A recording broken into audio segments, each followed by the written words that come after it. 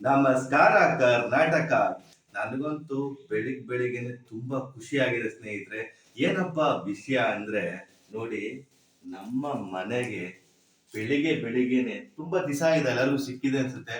ಆದ್ರೆ ನನಗಂತೂ ಬೆಳಿಗ್ಗೆನೆ ಅಯೋಧ್ಯೆಯ ಮಂತ್ರಾಕ್ಷತೆ ನಮ್ಮ ಮನೆಗೆ ಬಂದಿದೆ. ತುಂಬಾ ಖುಷಿ ಆಗ್ತಿದೆ ನನಗಂತೂ. ಇಡೀ ವಿಶ್ವವೇ ಈ ರಾಮ ಮಂದಿರ ಉದ್ಘಾಟನೆಗೆ ಕಾಯ್ತಾ ಇದೆ. ನನ್ಗಂತೂ ಸಿಕ್ಕಾಪಟ್ಟೆ ಎಕ್ಸೈಟ್ಮೆಂಟ್ ಇದೆ.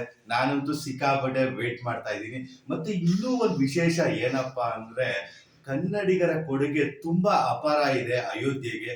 ಅದ್ರಲ್ಲಂತೂ ಈ ಬಲರಾಮನ ಮೂರ್ತಿ ಮೈಸೂರಿನವರು ಮಾಡಿದ್ದಾರೆ, ಅದು ಹೋಗಿದೆ, ತಲುಪಿದೆ. ಮತ್ತೆ ಇನ್ನೊಂದು ವಿಶೇಷ ಏನಪ್ಪಾ ಅಂದ್ರೆ, ವಾದ್ಯಗೋಷ್ಠಿ ನಮ್ಮ ರಾಮನಗರದವ್ರು ಮಾಡ್ತಾ ಇದ್ದಾರೆ. ಅದನ್ನ ಕೇಳಿ ಇನ್ನೂ ತುಂಬಾ ಖುಷಿ ಆಯ್ತು. ಮತ್ತೆ ನಮ್ಮ ಧಾರವಾಡದಿಂದ ಕಂಬಳಿ ಹೋಗಿದೆ, ಮತ್ತೆ ಧರ್ಮಸ್ಥಳದಿಂದ ಪೂಜೆ ಸಾಮಗ್ರಿಗಳು ಹೋಗಿದೆ. ತುಂಬಾ ತುಂಬಾ ಹಲವಾರು ಕೊಡುಗೆ ಕರ್ನಾಟಕದಿಂದನೇ ಅಯೋಧ್ಯೆಗೆ ಸಿಕ್ಕಾಪಟ್ಟೆ ಇದೆ. ಮತ್ತೆ ಇನ್ನೊಂದು ವಿಶೇಷ ಏನಪ್ಪಾ ಅಂದ್ರೆ, ಅಲ್ಲಿ ದೀಪಾಲಂಕಾರ ಮಾಡಿದಾರಲ್ಲ, ಎಲ್ಲನೂ ಕನ್ನಡಿಗರೇ ಮಾಡಿರೋದು. ಕನ್ನಡದವ್ರಿಗೆ ಆ ಒಂದು ಟೆಂಡರ್ ಸಿಕ್ಕಿದೆ 5 ವರ್ಷಕ್ಕೆ. ಅದಂತೂ ಕೇಳಿ ಇನ್ನೂ ಖುಷಿ ಆಗೋಯ್ತು. ಪ್ರತಿ ಒಂದು ದೀಪ ಅಲಂಕಾರ ಕೂಡ ಕನ್ನಡಿಗರಿಗೆ ಸಿಕ್ಕಿರೋ ಒಂದು ಕೊಡುಗೆ ಅದು. ಮತ್ತೆ ಇನ್ನೊಂದು ಏನಪ್ಪಾ ಅಂದ್ರೆ, ಇಷ್ಟೆಲ್ಲ ಕೊಡುಗೆಗಳು ಕರ್ನಾಟಕದಿಂದ ಹೋಗಿದೆ ಅಂದ್ರೆ ಕನ್ನಡಿಗರು ತುಂಬಾ ಹೆಮ್ಮೆ ಪಡುವಂತ ವಿಷಯ. ಮತ್ತೆ ಸ್ನೇಹಿತರೆ, ಇಡೀ ವಿಶ್ವದಲ್ಲೇ ಎಷ್ಟು ಜನ ಹಿಂದೂಗಳಿದಿರೋ ಎಲ್ಲರೂ ಅವತ್ತಿನ ದಿನ ಹಬ್ಬದ ವಾತಾವರಣ ಸೃಷ್ಟಿಯಾಗಿರುತ್ತೆ.